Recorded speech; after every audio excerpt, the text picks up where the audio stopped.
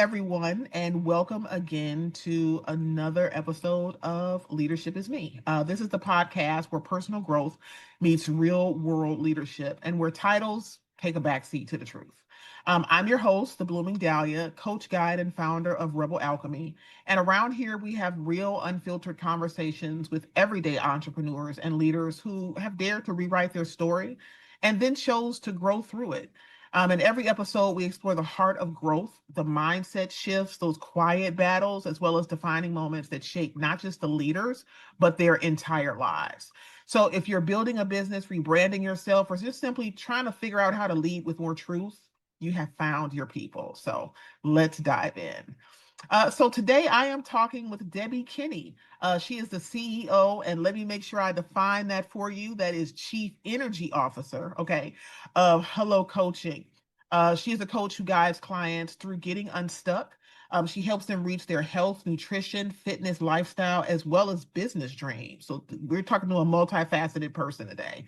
So I am excited to talk to Debi and pick her brain and find out what she does and how she incorporates everything into her world. But let's start with me just saying, hello, Debi. How are you today? Hello, I'm doing so excellent. I'm so excited to be here. That intro was fire. So many of the things that you said just resonated. I'm like, I'm in my spot. I'm in with my people. Awesome. So before I get to diving in and picking your brain, why don't you take a minute and just tell the people you're out of in your own words what you do and who you are. I am an entrepreneur. I am a mom. I am a wife. And to your point, I am multi-passionate. So that's why I really focus on the areas that I focus in. I have been in health and wellness since the age of 13. And then I took a little detour through corporate hospitality for 25 years and then found my way back to health and wellness. And so I'm really excited to share with you what that means and how that came about. But I am a goals coach. So I help people reach their health, fitness, lifestyle, and business goals. And that is what I'm excited to talk with you about today. So you've been in, so you said 13. 13 is such a pivotal age because it's like Mhm. you're a fresh teenager. There's like, I feel like there's half of you that's smelling yourself a little bit because now you have the teenage title. But then there's also the other half of you that's insecure about entering into that phase. So how did you get into health and wellness at 13? So I had a high school aerobics instructor who was the cutest thing. I wanted to be her when I grew up. And I don't even know how our high school got an aerobics program, but I feel Hey, like that's it, what I was like, right? aerobics. I know it was meant to be. And it was at the time of like step aerobics was really coming out. And so she was this cute little blonde thing. And I just adored her and I wanted to be her. And because she taught aerobics, I was going to teach aerobics. And that just kind of started the trajectory from there. I went and got certified to become a group exercise instructor. And I'm so lucky because health and wellness and fitness, particularly, it laid this foundation for me for the rest of my life that I got to not only help other people with it, but I got to also create that value and that discipline for myself. That is absolutely, yeah. I'm sorry again. I keep just seeing Jane Fonda Oh like in yeah, my she's like an like idol. Jane in Fonda. Yeah. right the leotard days of aerobics. So were you Mhm. already, if you'll understand what I mean, were you already healthy? Were you into sports, or was this like a shift for you at all when this interest came about? So my parents always made sure I was playing a sport of some sort. I was either dancing and gymnastics, I was a swimmer, but I was never super into it and competitive. And then when I found aerobics, that was like my calling. I loved to dance. I loved the choreography and memorizing the moves and finding the music. And so that really became my sport. Now, were you an outcast because of that? Because again, we're talking 13. So yeah, most 13-year-olds are not, again, jumping around doing aerobics. So No, and I'm a how did you fit 14-year-old now, in? yeah. Right. So how did that, yeah. No, but I think because it was sort of normalized because it was being taught at my school. And so that was like a PE credit. So it was sort of normal. We all had to teach a class as part of our final exam. And I just kind of, as I do, as my high achieving overachiever self does now in hindsight, like I took it to the next level. And when that PE teacher, when that aerobics instructor was absent, I would volunteer to teach the class. And so it just sort of escalated from there. And then I found out I could make money doing it. And as a teenager who was working towards her driver's license, like, yeah, let me do what I love and make some money. Sign me up. Absolutely. So now I'm imagining 13-year-old Debbie teaching an aerobics class. Right. I'm I'm like, imagining any that's it for 13-year-old me. teaching an aerobics class. I think that is so fascinating. But I think what's great about it is that how you indicated it. Not only did it spark something that you still obviously carried with you to this day, but it had to help keep you focused and disciplined because again, that age range is so, what's the word I'm looking for? So influential, sometimes not by the best thing. So how did you stay focused on that? And how did you deal with potentially those outside influences that may have been trying to pull you away? Funny, when you went to describe that age range, you said influential and I said volatile in my head. So Yeah, yeah, just same all this. difference. Yeah, I do think it really gave me a discipline. I was always a really good kid. I always hung out with kind of the bad kids who kind of pushed them. So I lived vicariously through them, but I was always like the good girl. So I Okay. had an edge to me, but I think this was sort of my way of standing out a little bit. Like most of my other friends weren't going out and teaching classes, they were maybe working as a lifeguard at the pool or doing those kinds of things. So this was my way of kind of fitting in while standing out, but it built a confidence in me. I had a fear of public speaking actually until I was well into my 30s. But for some reason, when I stood up in front of a class and just needed to regurgitate the choreography moves, it was no problem. And so it was a way for me to build confidence and to build discipline. I'm an only child, and so I'm very independent. So that didn't feel weird to me to be kind of the only person doing it because I didn't know any different. But I think I was very blessed to come into that line of work because it built that discipline and that consistency and that, oh, if you work hard enough and you create this sort of image of who you want to be and what you want to do, like these dreams come to life. And then the fact that I got to help other people who had fitness goals or other women, and there were men in my classes too who would come just to like stress relief or just to move their Yeah. bodies or to dance around a little bit. Like it was connecting with people in a way that I had never connected with people before. And I loved it. You said something about being the good kid, but still kind of kicking it with the Mm, rebels. mhm. I find that a lot of people that have challenged the status quo or have stepped out are actually rebels in disguise. Like when you look back at yourself, are you like, I really was a rebel. I just didn't see it. I wanted to be bad, but I would have gotten a whooping. So I kept it pretty straight, but I hung out with the people that would get in trouble. So, I was in circumstances, I was around things and circumstances that, were probably beyond my age level, but I always made choices to quote unquote do the right thing, to follow the rules. I am a rule follower to this day, but I'll push it to the edge. I will challenge the status quo, but if you tell me to get in line, I'll get in line. So I've got this kind of push and pull, which is great as an entrepreneur, right? Like I'm not going to go so wild that I just blow my business out or do something that's going to completely ruin my reputation. But I'm gonna push the limits. I'm going to see how far I can take it to make some difference, to make a change. Absolutely. Do you think that so when you first entered into this, and as you said, you were learning, growing, but you were willing to just kind of step up and be comfortable, especially in that space. Do you feel like your definition of leadership or success has changed from then to now? Well, that's such a beautiful question. I would say, I don't know if my definition has, but I would say my image of a leader has Okay, changed. that's good. Yeah, my image of a leader was just kind of one dimensional at that age. It was, because at 13, 15, 18, you only know what you're Whatever. exposed to, right? You know what Right. you're told. And then as you go out into the real world and you experience different types of businesses and different types of entrepreneurs and you see that it's so multifaceted and that you don't just have to be one way to be successful, and that there's multiple paths to achieving your dreams. And so I think that just that image of what success is and what a leadership or who a leader is so much more multidimensional now. I mean, even with my moniker goals coach, the heck is a goals coach? Nobody knows what a goals coach is. I made that up because I had experience in the corporate world. I was an event planner for 25 plus years, and it helped me to build my business with health and nutrition and fitness coaching, because at the end of the day, it's all the same thing. You look at the end goal, you look at how you want it to feel and what you want it to look like, and you reverse engineer it from there. But it was really hard, and it's a mouthful to say health and fitness and lifestyle and business. So I'm like, at the end of the day, I am a goals coach.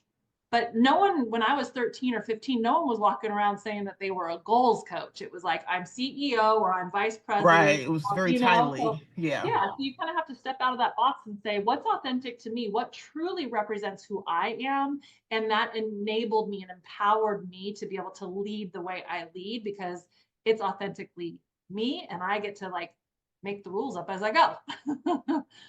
Again, I love that because I think a theme that runs through especially when I'm talking to people, is the importance of knowing you and taking the time to not only get to know you, but then be okay with it.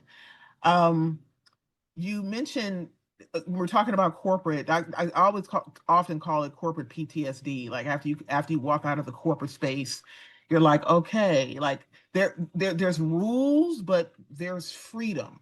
But I know even in my journey, I had to learn that some of those rules, which I'll now just define them as boundaries, were very key. So as you were coming through and arriving to the place that you are right now, what type of boundaries did you have to put in place, not only for personal, but for your business to be able to grow? I'll start with business because that's a shorter answer. And that's a learn as you go. I mean, especially as a coach, I am blessed to work with people who are feeling stuck, they're feeling frustrated, they're going through challenges in their life that they don't feel equipped to handle on their own. And so me being a coach and my style of helping is very hands-on. And so as time has gone on, I've had to really learn when to be hands-on and when to kind of say, here are the tools. Now, this is something that you need to do for yourself, because that way it's going to be sustainable for you. Coach Debi is not going to always be there for you 6 months, 6 years from now. So it's about learning those tools and how to empower others while also creating boundaries for myself. Because if I'm not creating boundaries, I'm thinking about someone else's problems, I'm taking on someone else's stress. And whether it's 6 a.m., 6 p.m., midnight, if I'm up in the middle of the night worried about someone else's problems, like that becomes a problem for me. So I've had to Right. really learn how to set those boundaries with my time, and especially with my energy. I'm a very compassionate, empathic person, so I'll take on energies. And so through coaching, and I'm still learning, I think we're all still learning every day, I've had to learn how to really listen without absorbing and how to give without overextending. I think those have been two of the biggest professional lessons that I've had to learn. Personally, boundaries for me have been, if it doesn't feel right, it's okay to say no. And that, you Good. know, in any capacity. So no is such a scary word for And people. it's also a complete sentence. Right, it is like period. Like no. Period, Um exclamation point. So again, how did you maintain, or what gave you the strength? Because again, because no can be such a scary term, people push back, especially when you are first entering into, yeah, I need boundaries. Yeah, this is important to me. How did you deal with people that may have been comfortable with maybe Debi version 1.2 versus Debi today? I had to learn how to differentiate that feeling of, like I said earlier, I'm a rule follower. And so if you're hiring me as a coach and you think you have full access to me, is that the rule, right? So I had to learn to differentiate between someone else's expectations and my own peace of mind. And so the more I learned to say no with maybe an ellipsis, a dot, dot, dot, and then no with a period, and then no with an exclamation point, right? Like as I leaned into no more, when it felt good, how I knew it was the right path to take is when it feels better to say no than to do something that I'm not comfortable with. That's when I know I'm making the right decisions. And then the more you make those decisions, the more comfortable you get, the more you're able to discern, is this an area where I really do need to be available at night because they really need me? Or is this an area where no, this is an opportunity for them to learn and grow and I need to let them, kind of sit in it, sort of, so to speak. Yeah, I don't think people talk about how boundaries, especially when you're setting them for yourselves, is really one of the highest forms of self-respect that you can have because especially as women sometimes we have this desire to protect and serve, Mhm. and we forget about we deserve that same protection and service within ourselves, and being able to say this feels better for me, and maybe not even question it, just go with the flow of this feels better for me is okay. um Support systems. Mm. So your wife, you're a mother, you are multi-passionate. How has that looked in your life to try to balance three very heavy, because being multi-passionate, I just want to make sure people know that's a full plate. When you're the type of person that you're like, oh, I like this and this, and I'm going to figure it out, that's also a very full plate. It's not scatterbrained. It is a full plate to be built that way. So again, how do you balance that, and what support have you had to either let go of, or do you see as you come into that place? So for me, balance is like a bad word. I love the word integration, and here's why. Working in the corporate world for so many years, we've heard for so long, oh, you got to find work-life balance. And in my head, work-life balance meant like 50-50, equal, even. And by creating that expectation for myself, I found I was only setting myself up for failure because I'm never going to work an even amount of hours that I'm going to be a mom, that I'm going to be an even amount of hours that I'm going to be a good wife, right? Good, quote unquote, good wife. So for me, the key was really, it was my last corporate job. I sought integration. I decided that there were going to be some weeks where I was going to be working 80 plus hours, but there were also going to be weeks when I was on vacation with my family and I wasn't going to be checking my email and I wasn't going to be like checking on this client. So it was about integrating the two, my personal life and my professional life. And in discovering that integration and eliminating that need for like this 50-50 equanimity, I also discovered how important time is the most important resource to me. I would rather have time than money because the more time you have, the more money you can make. You can't buy more time with more money, right? So for me, really understanding where my values lied was really in time. That was a massive, massive breakthrough for me. And then finding the support to create that integration, which was the second part of your question. So in my last corporate job, before I accepted the job offer, I said, these are my values. These are my priorities. If my kid calls me sick from work, I'm out. If my kid has time off from work or from school, I'm out. And so creating that value helped me to create those boundaries, which helped me to ask for the support that I needed to fulfill that vision. And again, I'm very independent. I'm an only child. I've always just been hyper independent. So asking for help to me was often a sign of weakness. That's how I interpreted it. And now I've done the complete 180, and I'm like, the more support you can get, the better off you are. Like, we can't do it alone. 2023 was my worst year to date. Like, I went through it. I would not have survived that year had I not gotten outside support, starting with my husband. Then I hired a coach, and then I hired a different coach. And so putting those pieces together and identifying my values, finding the support I needed, and creating that lifestyle has been the game changer in creating a life that I absolutely love. A lot, but there are two things that I want to kind of live on. Again, it still feels like it goes back to being willing to know yourself and being okay with whatever it is that you uncover. As you said, you I also am an only child, so I fully understand that concept of I got it, because you had to get it and be the one to own it, Yeah.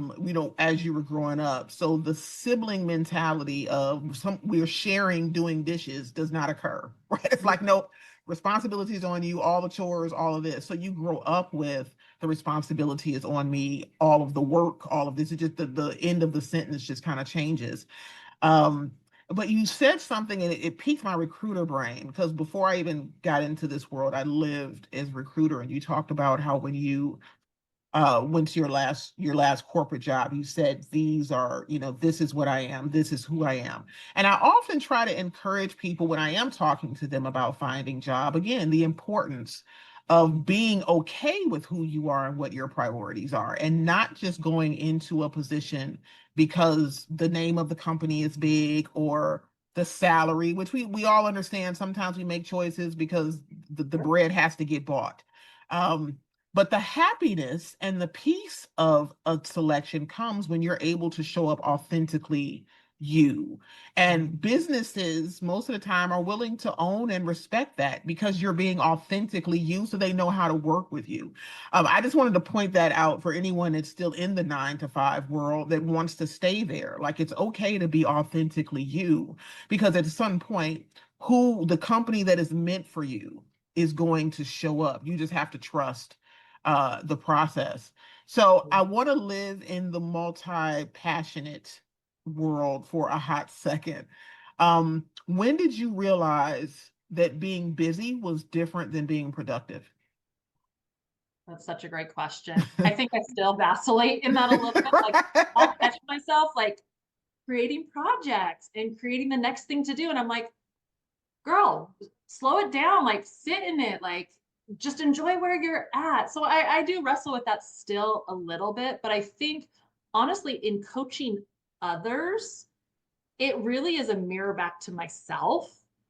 I'll see patterns or I'll see behaviors in others that they'll be asking for help with. And I'll, in the back of my head, I'm like, I do that. Right.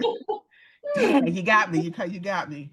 Yeah, yeah. So I think having that awareness of I am not out here living a perfect life, and I am the first person to share that, but I'm always open to learning and growing and looking at different perspectives and new ways. And so being busy versus being productive, again, it comes back to that happiness, that peaceful place. When I am productive, that is such a more fulfilling place to sit than being busy. Busy to me is like hectic and I can't catch up or I can't keep up. Whereas productive is like, yeah, I did that. I finished it. I completed it. We're on to the next. I did that. I finished it. I completed it. Like, it's actually starting and finishing something, which busy to me is not. Busy to me is like just constant noise. And so I do strive for productivity, but again, guilty of kind of creating things out of nowhere just because. And again, I'm asking that because, again, I fully understand. It's like I call it squirrel moments. Like, you will Yeah. be really focused on something, and then something will just drop down. Like, oh, that'll be exciting. And we do this about face for like 30 seconds. And we're like, wait a second, wait a second. I have to turn back. I have to finish this over here. So, what systems or habits or practices do you have in place in order to keep yourself focused?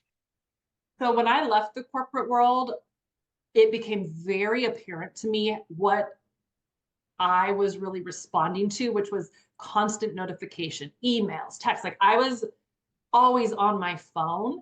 And I literally would walk in the laundry room to go fold laundry and think to myself, why did I come in here? Like, I had zero focus. And it honestly started to scare me a little bit because I had so many tabs open in my brain. I didn't know what I was trying to do. And so one of the very first things that I started to do, I set a New Year's resolution going into 2021 that if I start a task, I have to complete it before I move on to the next thing. And so that was really challenging at first because I, prided myself on being a multitasker. And I really had to slow myself down, pace myself, be very intentional about what I was thinking or saying or doing. And if I went to go do something, it was like, okay, be where your feet are. When you finish that, then move on to the next thing. And I would literally have to like hide my phone from myself or turn it on airplane mode and do all the things just to not get distracted.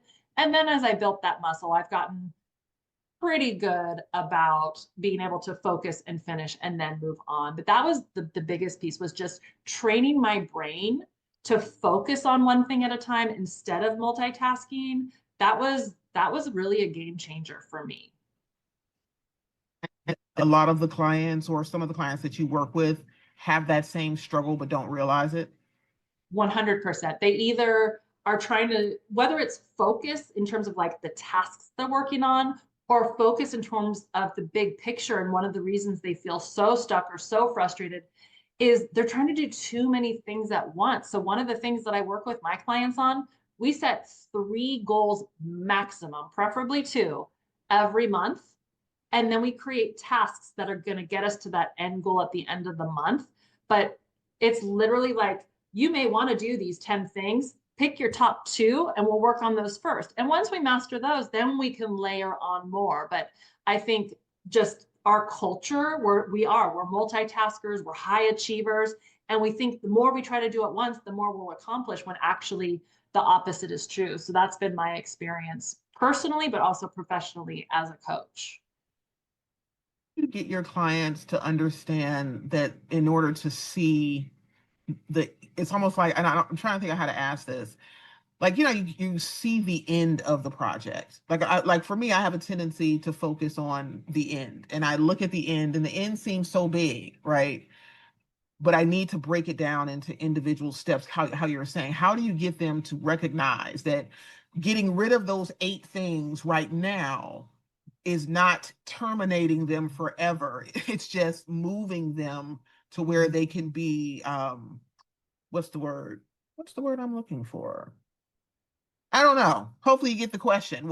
How do you get them Productive, like feeling comfortable? accomplished. Yeah, Yes, yeah, I yeah. get it. So typically it starts with the conversation of, okay, you've been trying to do those 8 or those 10 things simultaneously for how long now? How's that working out for you? You called me for a reason. Like, that's typically the conversation, in a funny way, but it's kind of true. Like, it's not working out for you so well. So can we try it my way? And then we really focus on getting them small wins pretty quickly, because when you take a big goal and you break it down into the most manageable small steps you can take consistently on a daily basis, you start to do things without feeling like you're putting so much effort and so much emphasis and so much time and energy into it. Like, it just becomes part of who you are.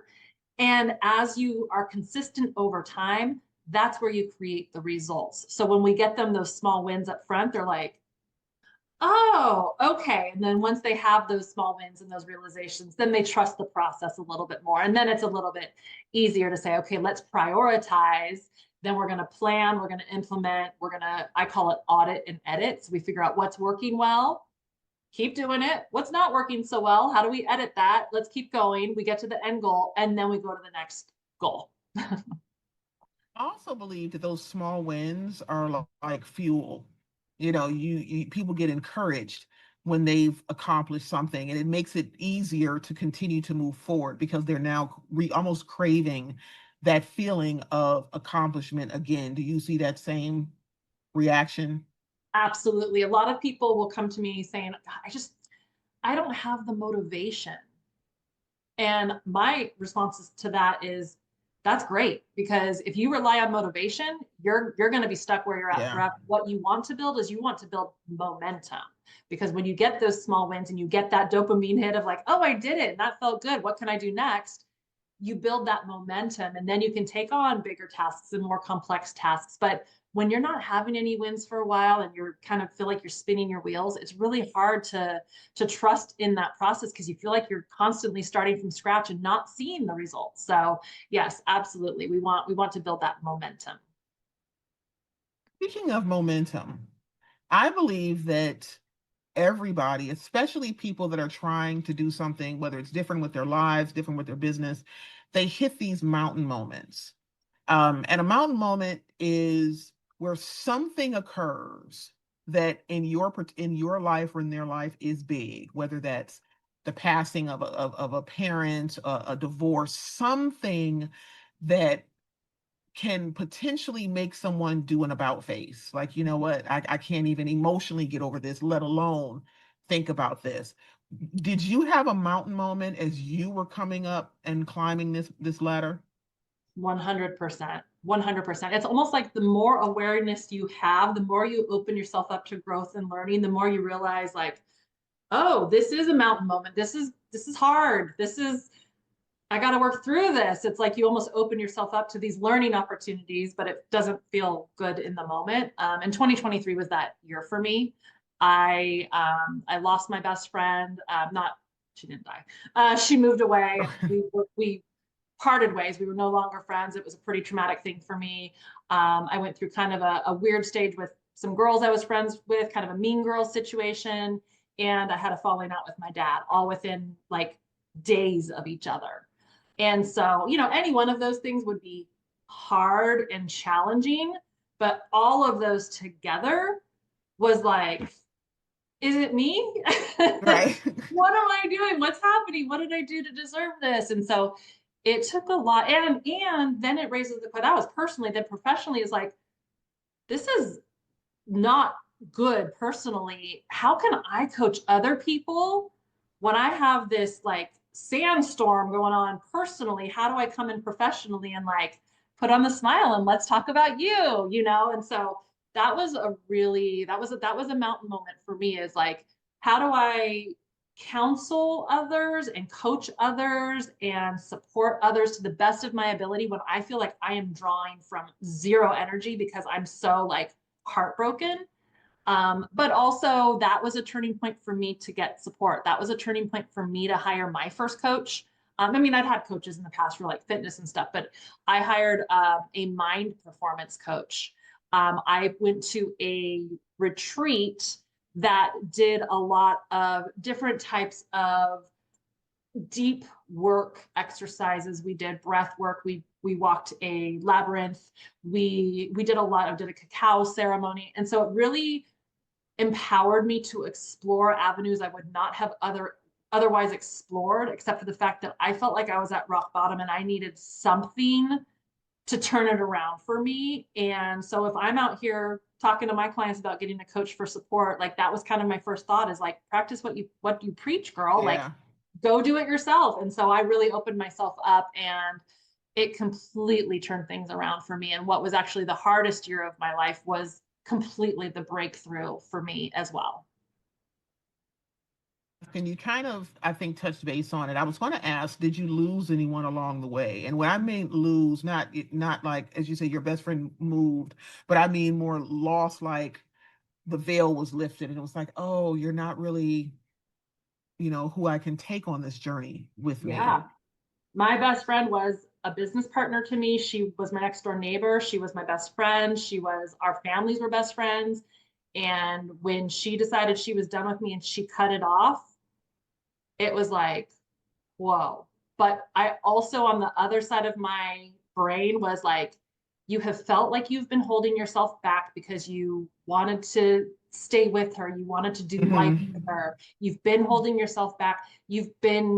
This is like the blessing in disguise. And so I had to like really listen to that inner voice and kind of not shove the emotions down, but like feel the feelings, but then like actually listen to the actions I needed to take, listen to the wisdom of what I had learned. So yeah, I mean, I lost someone that I thought I was going to be in a nursing home with her in my 80s, like picking up on old men once our husbands passed away. I mean, I really thought we were going to do life together. So when we completely cut ties, and again, losing someone personally, but also professionally, that was tough. And I also my dad, I cut him off that year. And it's challenging because some people, when you go through these mountain moments, as you call them, which I love, some people kind of try to cut you out completely. They want nothing to do. And that feels hard because it's like someone died, but they're still alive, kind of a thing. Like, Yeah. they're there, but you have no contact. And then you have on the other end of the spectrum, someone that wants to be in your life so badly, which is my father. But I know for my health and safety, it's not good. And so I've had to really like put up massive boundaries.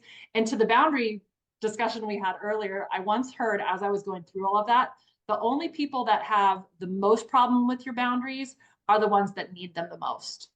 And so that kind of Good. resonated in the back of my head as he was pushing back and I was getting, threatening letters and all kinds of stuff and being told I was this horrible person. And the only reason I turned out to be the person I am is because, he gave me a credit card in college and like all these just really crazy mind tricks that were going on.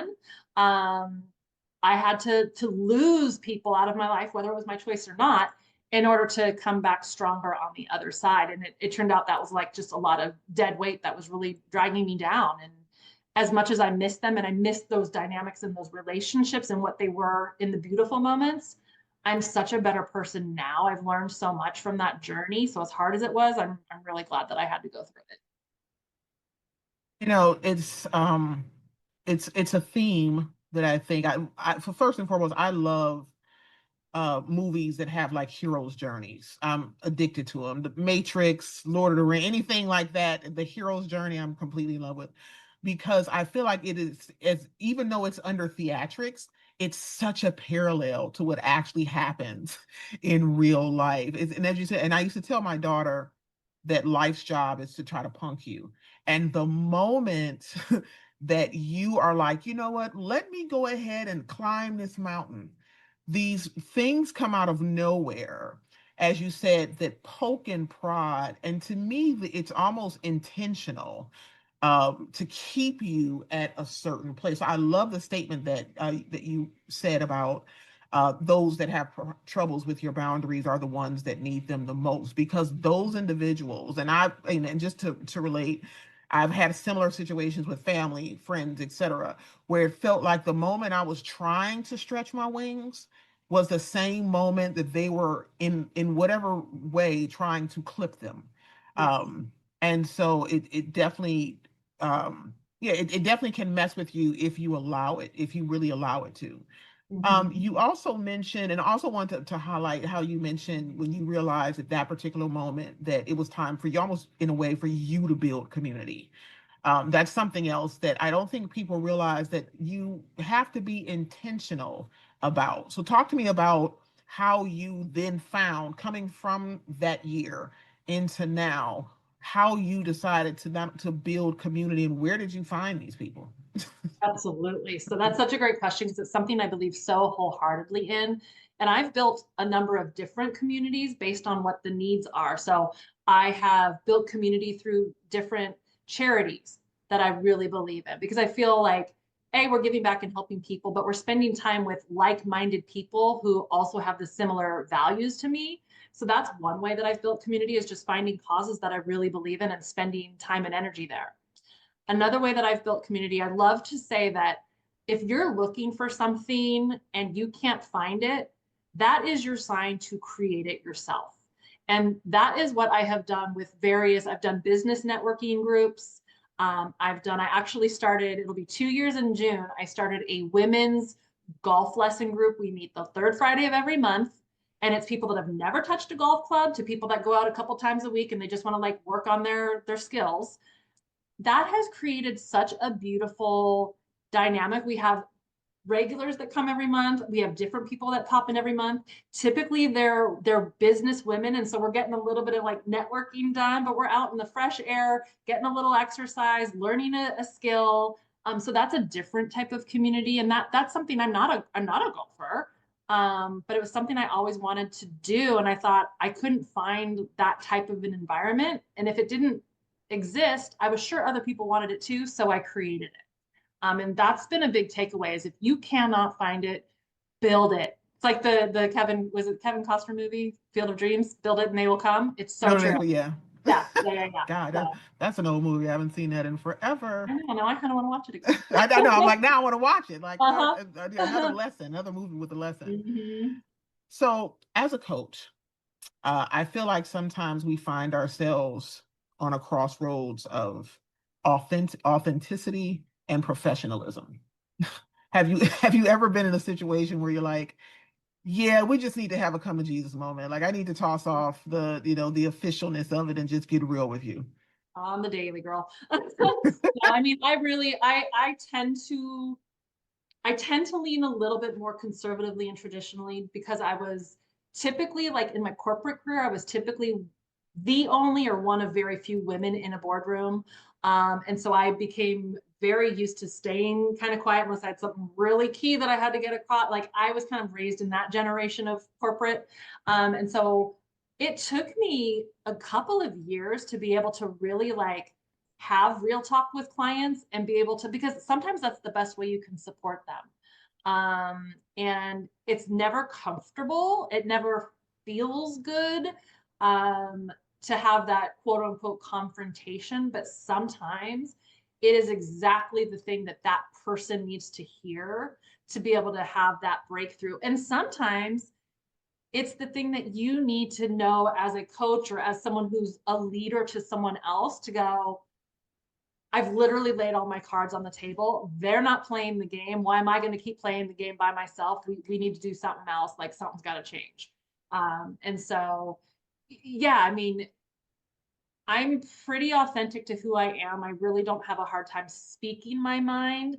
I think it comes down to the approach and the timing of figuring out what's the best way and how's it going to be received by them. Um, that's really like the driving factor for me now is like how do I have the conversation but do in a way that's going to be at least best received and most well accepted by all of us. That's the challenge. Yeah, I'm laughing because the question that was stirring in my brain was, have you ever been in a situation where you were like, yeah, they're not gonna, they don't want to receive it. And I think it's people need to understand, and because you actually said this earlier and it left my brain for a second, but I think it's coming back because it's relevant now. I want people to really understand that coaches do take whatever you're giving to them home, like Yeah. to bed at dinner time. It's stirring through their mind. It's not even if the session is 45 minutes, the session for the coach is 24/7. And so sometimes you do just enter into a space where you're like, this is too much for me, or it's too much for them. So what would you tell someone who is watching this right now that may be like, you know what, I think I might need a coach, but yeah, no, a coach. I always hear about people having coaches. Coaches are a dime a dozen. What would you tell this person that's like this? These are some things you need to think about and be okay with to come to that determination. That's such a great question. And actually, in my client proposal, before I get to like the what we're going to do and what the pricing is, I literally have a checklist of you might need a coach if and do not hire a coach if. I love that. Like let's just get it all out there, right? So, in terms of not being ready for a coach, if you're not ready to put in time and energy, and whether that means, energy can be a number of things. It can be time, it can be money. If you're not willing to invest in yourself, why would I invest in you?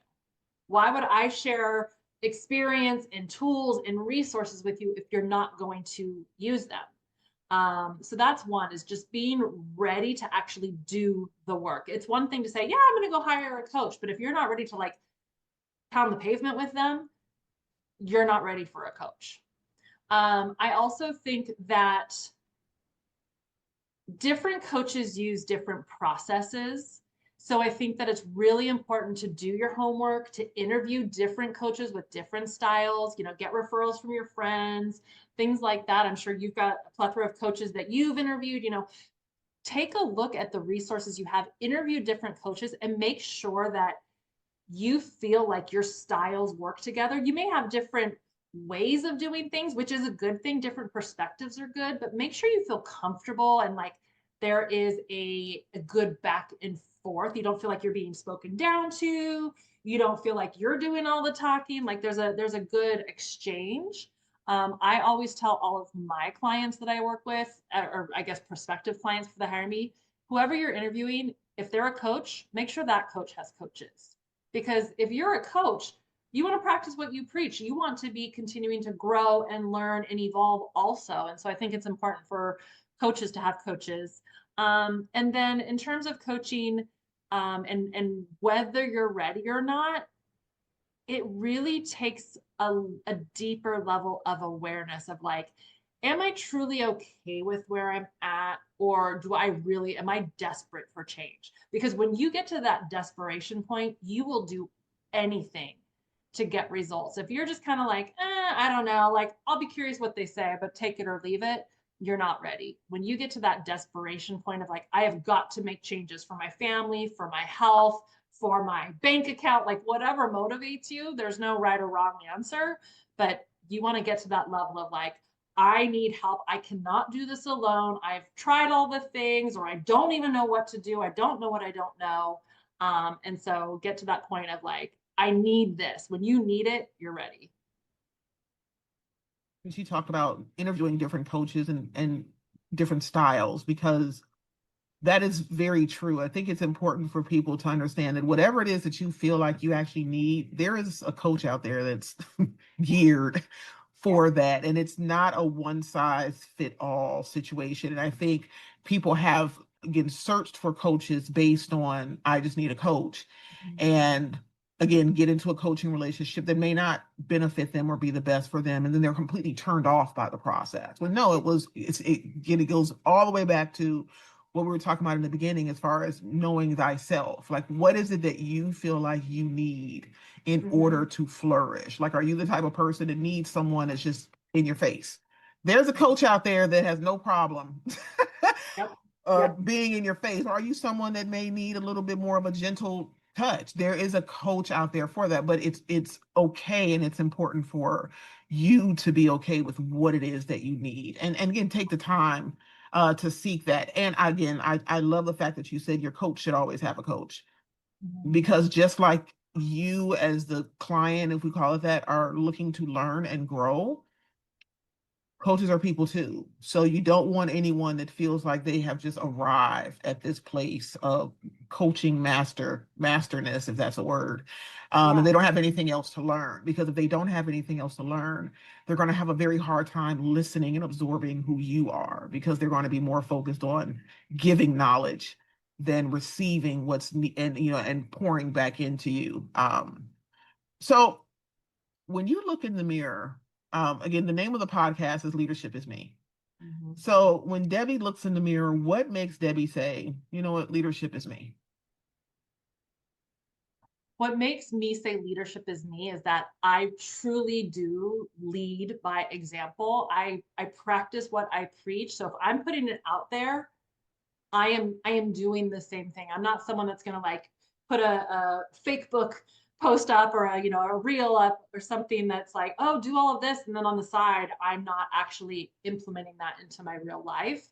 I think that being a leader, within that leadership title, it is where we started the top of this conversation. It's about being authentic.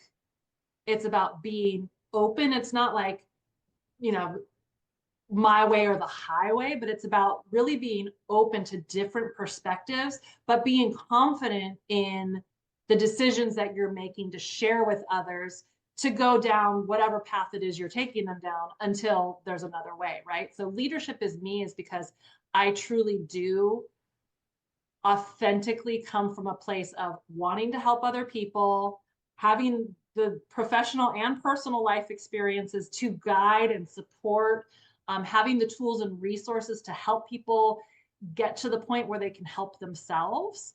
But also the desire to be a leader. Not everybody wants to be a leader. Some people just want to kind of like clock in and clock out, and they don't want that spotlight. They don't want that responsibility. And for me, again, high achiever, overachiever, like I want the responsibility. I want to take you in and be like, let's go, let's get there together. How do we do it? Let's get it done. And so for me, that is what being a leader is. So again, I want to thank you so much for, for taking the time to talk today, for allowing me to pick your brain about your journey and how you got here, and for just sharing your story as well as your insight. As you just said, the one thing that stands out to me in what you just said is the authenticity of it, the practice what you preach of it. That is such a key thing that people really should absorb, um, even if they don't want to be the CEO or the entrepreneur, even if they are the kitchen cook, it's still practicing what you preach. It's still giving 100% into whatever it is that you're doing, and taking ownership of that. So before we wrap, where can people find you, and what do you have on the horizon? So the best place to find me is on my website, which is hellocoaching.info. From there, you can link to all my social media. You can sign up for my free monthly newsletter. I've got a ton of different tools. I have a Got Goals workbook, which is helping to reach your goals with daily action steps. I have recipe books. I've just got a plethora of tools there. But hellocoaching.info is the best place to connect to everything. Awesome. So again, I'm so grateful, that you chose to share this space with me. Again, I know someone watching is walking away with a little more courage. I don't know what I'm saying. Courage. That's the word for the day. Courage, clarity, as well as conviction, and as well as there is humanity behind coaching. It's not just a title. There are real people that have gone through real things, and are able to use those journeys to be able to help you make it through your journey. And I think, again, as you said, look for that person, because that is going to be the person that you connect with the most, because they're willing to connect with themselves. And so to every soul that's tuning in, thank you again for being a part of another episode of Leadership is Me. If today's topic stirred something in you, don't just hold on to it, share it, sit with it, but most importantly, act on it, right? Because leadership isn't about a moment, it's about what you do in those quiet, everyday choices with intention. The leader that you've been searching for, as always, is inside you. So if you would like to share your journey on Leadership is Me, just please send us an email at leadershipisme@gmail.com, or you can follow the link on the screen at the end, and I will also post Debi's information on the screen for you to see as well. But until next time, get empowered, stay evolving, and most importantly, execute. Talk to you later.